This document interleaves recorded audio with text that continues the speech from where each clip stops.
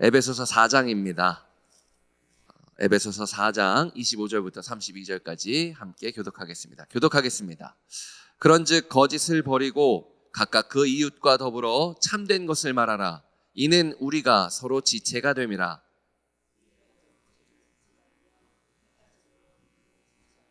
마귀에게 틈을 주지 말라.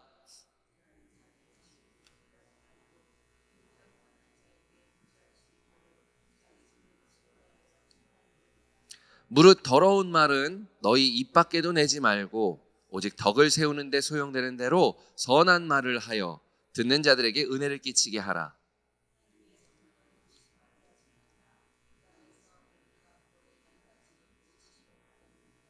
너희는 모든 악독과 노함과 분냄과 떠드는 것과 비방하는 것을 모든 악의와 함께 버리고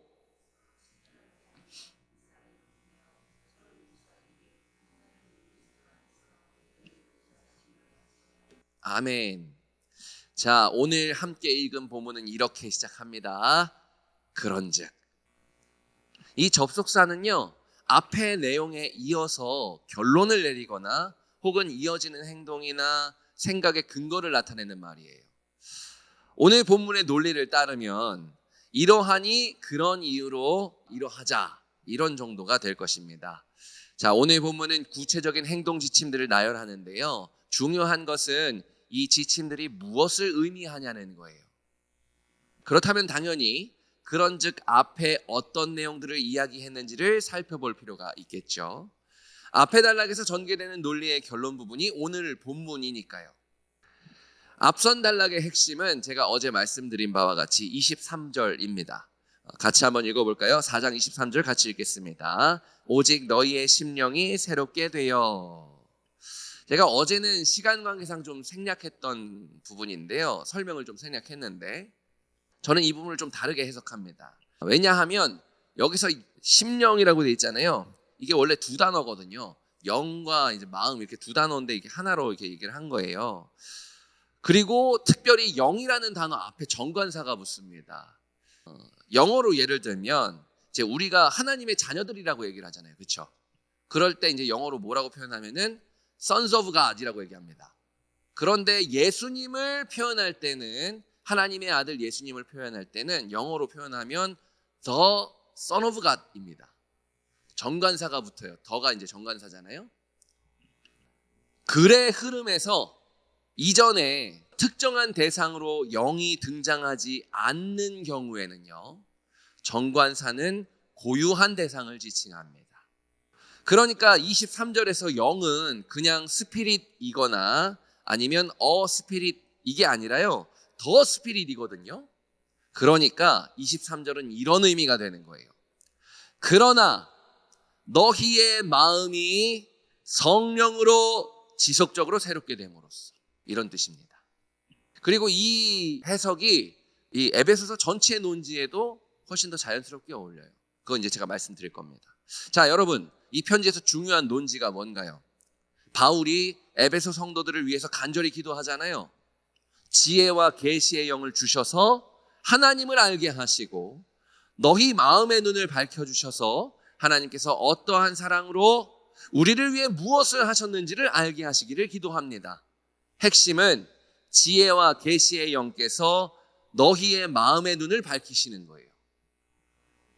어제 본문에서 중요한 내용은 옛사람의 삶의 방식을 마치 옷을 이렇게 벗어버리듯이 벗어버리고 하나님의 질서를 따라 의와 신실한 거룩이라는 새 옷을 입으라는 것입니다. 그러니까 하나님의 질서를 기준으로 하는 올바름과 신실한 거룩, 즉 끝까지 변함없는 다름이라는 새 사람의 방식으로 살아가라는 것이죠. 무엇과 다르겠어요? 옛사람과 다른 새 사람의 방식. 어떻게요? 너희의 마음이 성령으로 지속적으로 새롭게 됨으로써. 그러니까 여러분, 우리의 삶을 옛사람의 방식에서 새사람의 방식으로 변화시키는 건 우리의 수고와 노력이 아닌 거예요. 예배를 열심히 드리고 기도를 열심히 하고 찬송을 열심히 부르고 헌금을 많이 하고 그런 종교적 행위들로 우리가 새 사람으로 살아가게 되는 것이 아닌 것입니다. 그래서 우리의 일상이 그런 종교적 행위들 때문에 바뀐 거냐고요. 바뀌어서 그걸 하는 거예요? 아니면 그걸 해서 바뀐 거예요? 물론 이런 종교적 행위들이 필요 없다거나 중요하지 않다는 말은 아닙니다. 중요하죠. 여러분, 종교적 행위들은요, 우리가 새 사람을 입으면, 즉 성령으로 우리의 마음이 지속적으로 새롭게 되어 새 사람으로 살아가면 이러한 종교적 행위들은 단지 예배 시간뿐만 아니라 아주 자연스럽게 우리의 모든 일상에 다 녹아듭니다. 우리의 모든 삶이 예배가 된다는 얘기예요. 말 그대로 모든 순간에 하나님을 인식하며 모든 순간에 하나님과 동행하게 되는 겁니다. 중요하게 이런 사람에게는 예배를 드리지 말라고 칼로 협박해도 예배 드립니다. 기도하지 말라고, 찬양하지 말라고 무엇으로 협박을 해도 기도하고 찬양해요. 협박이라는 현상 속에서도 마음의 눈, 신앙의 눈을 통해서 우주를 통치하시는 하나님이, 눈앞에 있는 협박보다 훨씬 크신 그 하나님이 지금 함께하고 계신다는 그 실체를 분명히 보고 있기 때문이죠. 그러니까 북한에도 교회가 있는 겁니다. 중국에도 교회가 있는 거예요. 뭔가 말씀드리고 싶은 게 있었는데 까먹어버렸어요. 네, 오늘 본문은 이런 바울의 논리에 이어서입니다. 그러므로 이렇게 행하는 것이 마땅하다고 구체적인 행동의 지침을 줍니다. 여러분 잊지 마세요. 어떻게 우리의 삶이 오늘 본문에 이야기하는 구체적인 행동으로 변화된다고요? 너희의 마음이 성령으로 지속적으로 새롭게 됨으로써. 좀 더 구체적으로 말씀드리면 일상 속에서 성령님이 함께하고 계심을 지속적으로 인식하고 성령과 지속적으로 동행하고 성령과 지속적으로 교제함으로써 우리의 모든 일상이 새 창조의 영이신 성령의 인도하심을 받아 새 창조의 새 인류로서 새 시대의 방식으로 살아갈 수 있는 겁니다. 성령님이 동력인 거예요. 이 논리적 흐름의 결론으로서 바울은 그렇게 일상 속에서 성령님이 함께하고 계심을 지속적으로 인식하고 성령과 지속적으로 동행하고 성령과 지속적으로 교제함으로써 우리가 모든 일상을 새 사람의 방식으로 살아간다는 것이 무엇을 말하는지 구체적으로 이야기합니다. 오늘 본문을 좀 설명드리겠습니다. 자, 먼저 거짓을 버리고 진리를 말하라고 권면해요. 이득을 따져가면서 계산하지 말라는 거예요. 조금 더 이득을 보겠다고 계산하면서 자연스럽게 거짓을 말하게 되잖아요. 나 손해보면서 장사하는 거예요. 제일 뻔한 거짓말 아닌가요? 그렇게 생존을 확보하기 위해서 거짓 저울을 사용하고 중상모략하고 그런 악독한 일을 행하지 말라는 겁니다. 우리는 하나님께서 창조하고 다스리시는 우주적 공동체요. 머리 대신 만유의 왕, 그리스도의 몸된 지체이기 때문에 그런 이해타산적인 삶의 방식이 아무런 의미가 없는 겁니다. 우리가 안 챙겨도 돼요. 하나님이 전적으로 다 책임지시니까요. 충분한 겁니다. 이미 복을 주셨어요. 그리고 생육하고 번성하고 땅에 충만하라가 하신 거예요. 복을 주시고 말씀하셨습니다. 그렇게 우리는요, 우리의 모든 삶은 하나님께서 먼저 복을, 먼저 사랑을 우리에게 낭비하듯 쏟아부으시는 가운데 우주적 공동체 안에서 상호 보완적으로 기능하고 작동하는 겁니다. 서로 계산할 필요가 없으니까 하지 말라는 거예요.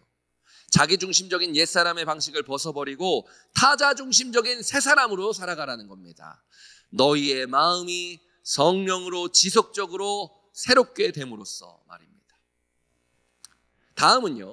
다음이니까 어느 구절이죠? 26절부터 27절까지입니다. 26절, 27절은 한 문장이에요.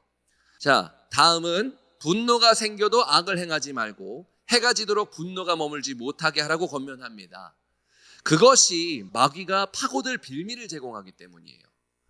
대표적인 사례로 가인이 있잖아요. 가인은요, 비록 하나님께 예배를 드리기는 했지만 철저하게 자기중심적인 사람이었어요. 하나님은 내가 예배를 드리면 하나님은 받으셔야 하는 분인 거예요. 그런데 아벨을 받으셔서 화가 난 겁니다. 아니, 내 배를 받으셔야지 왜 아벨을 받으셔? 하나님보다 자신이 더 우위에 있었던 거예요. 그런 사람이 바로 가인입니다. 그리고 성경에서 이 가인의 삶의 방식으로부터 자기중심적이고 경쟁적인 인간 왕국의 족보가 시작됩니다. 거기서부터 하나님의 왕국하고 인간의 왕국이 갈라지는 거예요. 대조가 시작됩니다. 이걸 벗으라는 얘기예요. 어떻게요? 너희의 마음이 성령으로 지속적으로 새롭게 됨으로써. 다음입니다. 도둑질하는 자는 다시 도둑질하지 말고, 그러니까 그렇게 타인의 소유를 탐내고 불의하게 빼앗지 말고 직접 일을 해서 선을 행함으로써 가난한 자를 구제하라고 말합니다. 또 더러운 말, 정확하게는 무가치하고 못된 말은 하지도 말고 선한 말, 즉 듣는 사람이 견고하게 세워지는데 필요한 옳은 말을 하여서 그 듣는 사람에게 은혜를 베풀라고 가르치죠. 여기까지만 봐도 여러분, 이전과 완전 다르게 사는 삶이잖아요. 옛사람에서 새사람으로, 악에서 선으로 말이에요. 30절부터는 종합적으로 정리를 합니다. 이미 너희가 구원의 날까지 도장이 찍혀서 보증을 받았으니, 그 인치심이라는 게 뭐냐면은 옛날에 이렇게 서류를 쓰면 촌농 이렇게 떨어뜨려가지고 도장 이렇게 팍 찍잖아요. 보증입니다. 그게 인이에요. 그거 찍혔다고요. 누가요? 우리가요. 하나님이 우리에게 증서를 주신 거예요. 인을 팍 찍어서 구원, 내 백성, 내 자녀, 이미 그렇게 확실한 보증을 우리가 받았으니, 성령으로 말미암아 받았으니 이미 너희에게 오신 지혜와 계시의 영, 그 성령께서 날마다 지속적으로 너희 마음을 새롭게 하고 계시니 그 새롭게 하심을 거부하고 다시 옛사람으로 돌아감으로써 하나님의 거룩한 영을 슬퍼하시게 하지 말라는 겁니다. 30절의 내용이 이거예요. 하나님이 도대체 왜 하나님께서 그리스도를 통해서 하늘과 땅을 통합시키셨냐는 거예요. 왜 그러셨어요? 다시는 우리가 하나님으로부터 분리되지 않게 하시려고. 우리가 다시는 하나님의 임재 안에서 가출하지 않도록 심지어 자기 생명조차도 아끼지 않으신 겁니다. 하나님은 우리가 하나님으로부터 떨어져 나간 일이 너무나 아프셨던 거예요. 단장의 아픔 제가 말씀드렸죠. 그러니까 그 아픔을 다시 느끼게 하지 말라는 얘기를 하는 거예요. 즉 우리가 새 사람의 방식을 벗고 다시 옛 사람의 방식인 모든 악독과, 31절이죠. 모든 악독과 노함과 분냄과 또 소리를 지르고 비방하는 것 등 그 모든 악함을 따르는 것이 하나님께는 장이 끊어지는 아픔이 되는 겁니다. 왜냐하면 하나님이 자기 생명보다 더 사랑하시는 우리가 죽는 거니까요. 따라서 새 창조의 영께서 이끄시는 새 인류 공동체로서 새 시대의 삶의 방식인 32절입니다. 서로 친절하게 행하며 서로 긍휼히 여김으로써 구체적인 행동으로 서로를 돕고, 하나님께서 그리스도를 통하여 너희를 하나님께로 다시 받아들이신 그 용서하심과 용납하심을 따라서 서로 용서하고 용납하라는 겁니다. 어떻게요? 너희의 마음이 성령으로 지속적으로 새롭게 됨으로써. 자, 그런데 마지막으로 제가 중요하게 말씀드리고 싶은 것이 있어요. 우리가 1장 17절에서 지혜와 계시의 영을 너희에게 주사라고 번역된 부분을 읽었잖아요. 근데 여러분, 여기서 주다라는 동사는요, 과거 동사입니다. 제가 이거 예전에 한번 설명드린 적이 있는데, 회개하라, 하나님 나라가 이미 가까이 왔도다 했을 때 그게 과거 완료라 그랬잖아요. 그럼 어떤 상태라는 얘기요? 이미 과거의 어느 시점에 와서 지속되고 있는 거죠. 이 과거란 얘기는 뭐예요? 이미 왔다는 겁니다. 이미 주셨다는 거예요. 이미, 지금도 하나님의 지혜와 계시의 영께서 여러분과 함께 하고 계신 겁니다. 여러분의 마음의 눈을 밝혀주시면서 말이에요. 왜요? 우리가 초청했나요? 아니요. 우리에게 하나님을 알게 하시려고, 하나님의 지극하신 사랑을 알게 하셔서 그 사랑을 따라 살아가게 하시려고 오신 겁니다. 우리가 알지도 못해서 요청하지도 못했을 그때에 오신 거예요. 우리가 바라기도 전에 오신 겁니다. 그래서 우리가 오늘 이 자리에 있는 거예요. 우리가 종교적 행위들로 바뀌는 게 아닙니다. 바뀌어서 그걸 하는 거예요. 그런데 이미 주님께서 우리에게 오셔서 삶을 바꿔가고 계신 겁니다. 주님이 이미 우리를 먼저 사랑하셨으니까요. 여러분의 오늘이 그렇게 마음이 성령으로 지속적으로 새롭게 됨으로써 주님의 은혜를 따라 살아가는 법을 배우는 하루가 되게 하시기를, 또한 여러분의 오늘이 새 사람의 방식을 따름으로써 옛사람의 방식으로 살아가는 세상 사람들에게 하나님의 사랑의 빛을 비추는 하나님의 승리의 기념비가 되게 하시기를 주님의 이름으로 축복합니다. 함께 기도하시겠습니다.